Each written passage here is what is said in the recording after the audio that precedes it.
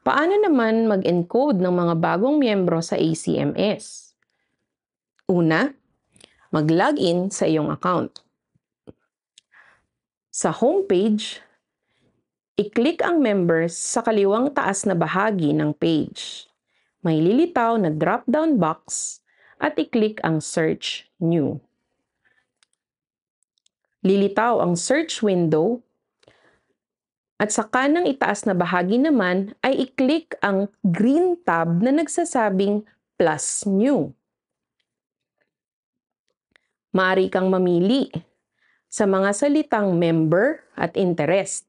Depende sa classification ng taong iyong i-encode. Member, para sa mga miyembro na bagong bautismo at kasalukuyang tinanggap sa inyong simbahan. Interest, ito ay para naman sa mga tao na kasalukuyang nag-undergo ng Bible studies at mga kandidato sa baptismo. Kasama na rin dito ang mga anak ng mga Seventh-day Adventists, families na hindi pa nababautismuhan. Pag kinlik mo ang member, nangangahulugan ito na ang pangalan na iyong ine-encode ay isang tao na nabautismuhan at kasalukuyang miyembro ng inyong simbahan. Bilang parte ng mekanismo ng ACMS na maiwasan ang pagdodoble ng ine-encode na pangalan, kakailanganin mong i-type ang kanyang first name, last name, birth date at ang pangalan ng kanyang ina, and then click search.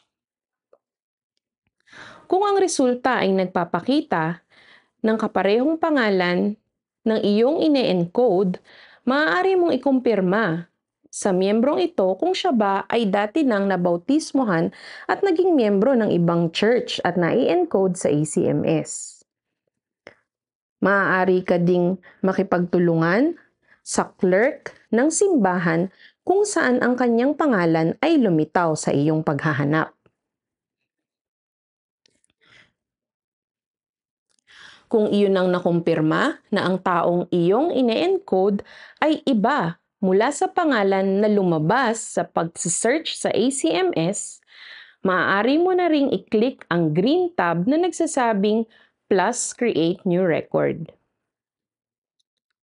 Sa pagkakataon naman na ang lumabas sa iyong paghahanap ay no results found, maaari ka nang mag-proceed at i-click ang green tab na nagsasabing plus create new.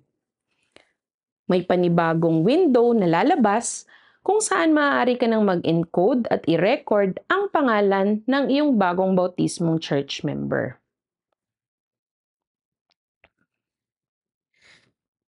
Sa ilalim ng kategoring ceremony, maaari kang mamili sa 4 na pagpipilian.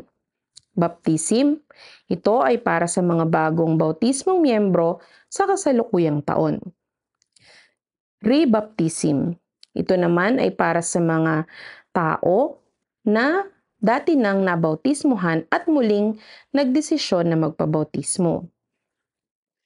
Profession of faith, ito naman ay para sa mga tao na nabautismuhan na noong una, subalit walang katunayan na sila ay nabautismuhan kagaya ng baptismal certificate o church record, subalit may mga tao na makapagpapatunay na siya ay talagang nabinyagan sa nakaraang panahon.